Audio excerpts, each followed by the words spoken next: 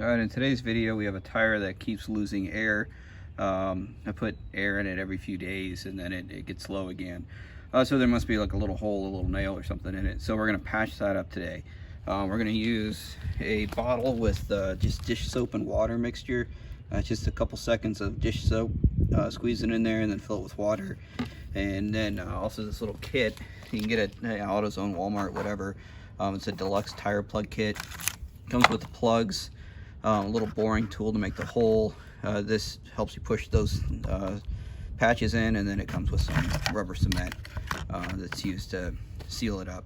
So step one, we'll jack up the car a little bit, or the van, loosen the lug nuts and take the wheel off of the van so that we can get a good look at it.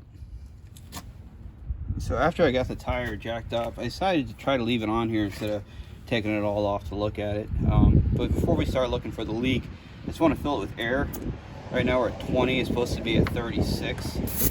So if you fill it up with air, that forces the air to come out of wherever that little hole is. And it's just a little pinhole somewhere. So what I did is I came over and I was looking just visually. I just kind of look for an indent or any nails or anything. We have some rocks and whatnot in here.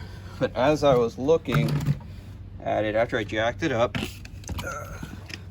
I came around the side here, and right here, it looks like some rubbing. We can see like some of the rubber's a little cracked, and it does look like there's something in there. So I'm gonna check that spot, because if that's the spot, that'll make our lives a little easier. So I'm gonna take my spray bottle, and I'm just gonna give it a little squirt.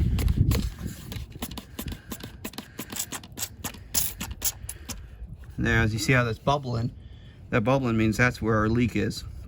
So now we got to go ahead and fix that spot, and we're gonna patch it. And it's actually not a bad spot because I'm just laying on the ground here and it's easily accessible. If it was down on the bottom or something, I would have to take it off or try to rotate the tire around. All right, you can see it's really bubbling now. So I kind of left it for a minute. So I'm just gonna take a rag, kind of wipe it off. And now that I can see that it's right there, so first, kind of dig around there. You can see, I think it looks like there's a nail in there. So I'm gonna grab some pliers and a screwdriver and just try and see if we can pop that nail out. And if not, we'll probably just try to hammer it through. All right, I got that piece of metal out. It was a pain. Not gonna lie or sugarcoat. It was a pain in the butt. Pliers, screwdrivers, just kept prying at it and eventually got it. So now that piece is out, when I did that, all the air came out of the tire, so we should be all right there. Might still be a little bit in there, but there's not a lot.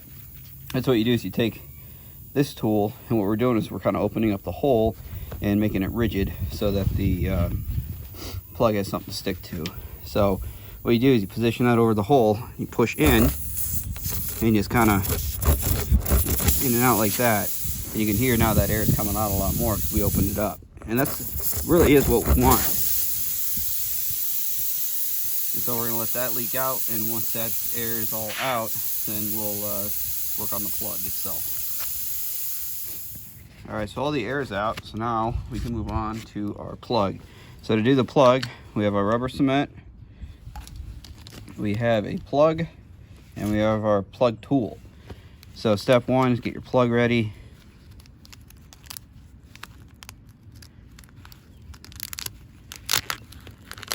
You see it's a little sticky. So you have your plug. And what we're gonna do is we're gonna put our plug through the needle, kind of like a thread through a needle. We're gonna put that in and go about halfway. And you'll see on the insertion tool there's this little crack in here. And so that's when you stick it in, this will fold over itself, and then you just yank it back real quick and it'll slip through that spot. All right, so I'm gonna put my glove back on here. Now with the rubber cement, be liberal. Don't worry about saving any for next time. You can always buy more. All right, I had to run to the store to get more rubber cement. I was all out, so I got this big can, which will last me a long time. So when you do that, now that we have the cement, we're going to take it I like to put it on the tire itself. I do a liberal amount. I don't worry about the excess. And then we're going to put it on the patch as well.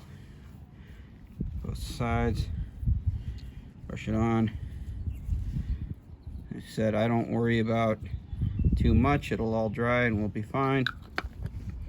So when you have all the cement on there, we're going to take the patch right in this hole, and you got to push real hard, twist.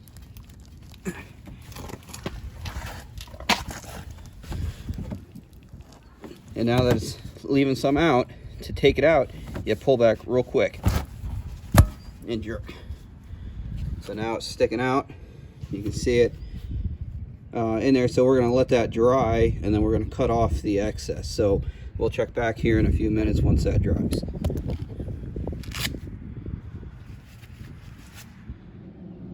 All right, so we've let that dry for a few minutes. I did fill the air back up to the recommended pressure rate, and so we just need to trim that off. So I'm just going to use a basic utility knife and just kind of run along the edge of the tire. And I mean, they're made to be rubbery, so they don't necessarily cut the greatest, but it will get there. So that's cut. You can double check that you did it right by spraying it with the solution, and it's not bubbling at all. So I think we're good to go. So that is how we patch a tire that's losing air, and how you find it and whatnot. If you have any questions, comments, concerns, please leave them in the comment section below, and hit subscribe, and we will see you later.